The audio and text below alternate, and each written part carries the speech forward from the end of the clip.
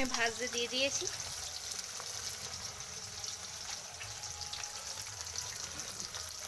দেখুন আমি সব কটা মাছ ভেজে নিয়েছি, আর এই দিক দিয়ে মাছের তেলটা বেড়ে আছে, এটা দিয়ে আমি করে নেব।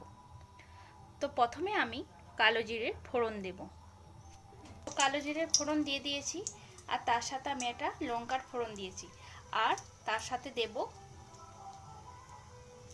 তো দেখুন, এলাচ, লং, দারচিনি দিয়ে দিলাম।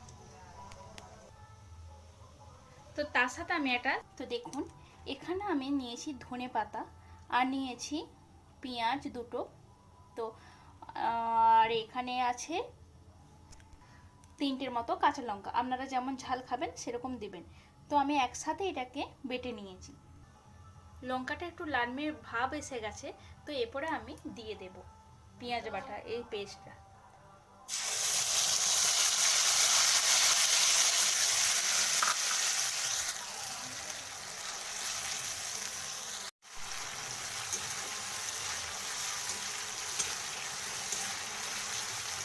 তো এই রুই মাছের রেজালাটা আমি একটু আমার মতো করে বানানোর চেষ্টা করলাম, তো দেখি কেমন হয় আর আপনাদের কেমন লাগে। আমি আগেও এইভাবে বানিয়ে খেয়েছি, তো খুবই ভালো লাগে। তো আপনারা প্লিজ বাড়িতে করে দেখবেন আমার মতো করে একবার। তো এখানে আমি পেস্ট করে রেখেছি আদা, রসুন আর টমেটো। তো এখানে আমি এটা আলাদাভাবে পেস্ট করে রেখেছি। তো এরপর আমি দেখুন এটা একটু ভাজা ভাজা হয়ে গেছে, আদা রসুনের পেস্টটা আমি দিয়ে দেব।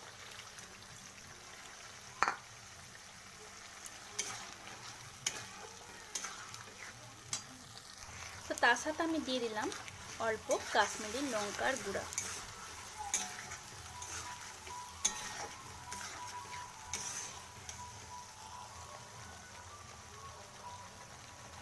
তো দেখুন এটা আমার অনেকটা কষানো হয়ে গেছে।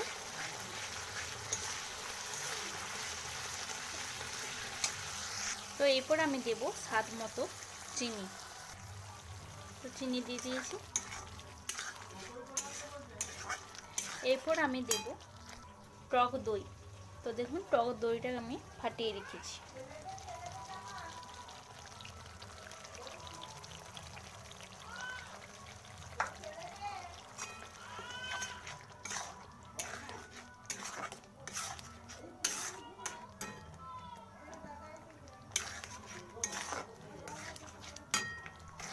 এরপর আমি দিয়ে দেব অল্প নারকেলটাকে ফাটিয়ে রেখেছিলাম, মানে বেটে রেখেছিলাম, সরি।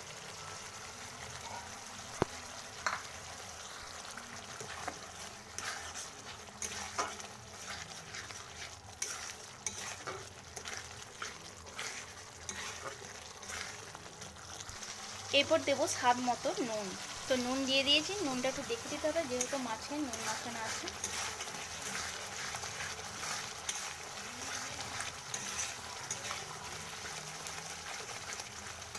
তো এরপর দেখুন এখানে আমি পোস্ত, মগজদানা, কাজু একসাথে বেটে রেখেছি। তো এটাকে আমি এরপর দিয়ে দেব।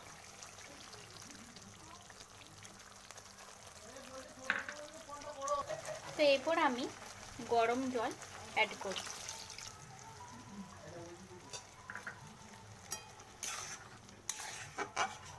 তো দিলে কিন্তু গরম জলই দিতে হবে, ঠান্ডা জল আপনারা ব্যবহার করবেন না।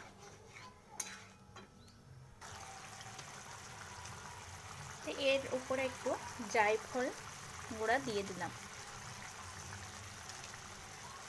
আর তার সাথে অল্প গরম মশলা।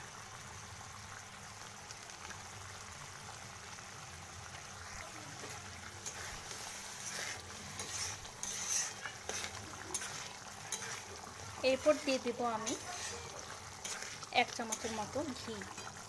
তো ঘি দিয়ে দিয়েছি। এরপর আমি মাছগুলোকে ছেড়ে দেব।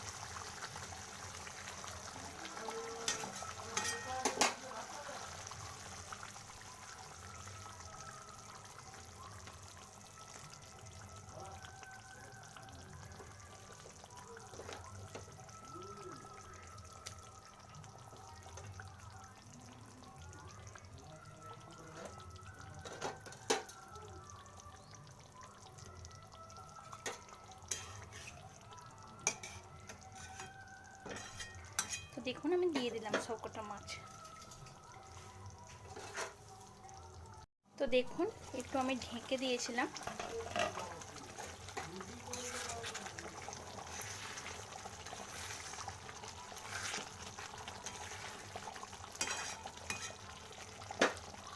তো দেখুন এটা আমার হয়ে গেছে। তো নামানোর আগে আমি আর অল্প গরম মশলা দিয়ে দেব। তো দেখুন আমি গরম মশলা উপরে উপরে ছড়িয়ে দিয়েছি। তো এরপর আমি এটা নামিয়ে দেব। আমার হয়ে গেছে। তো আমি বিশেষ কিছু মশলা ব্যবহার কিন্তু করলাম না। এটি আমার রুই মাছের রেজালা।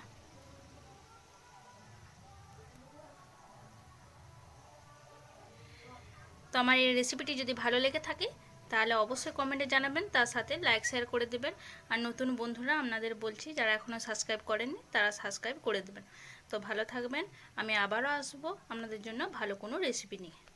তো আজকের মতো টাটা।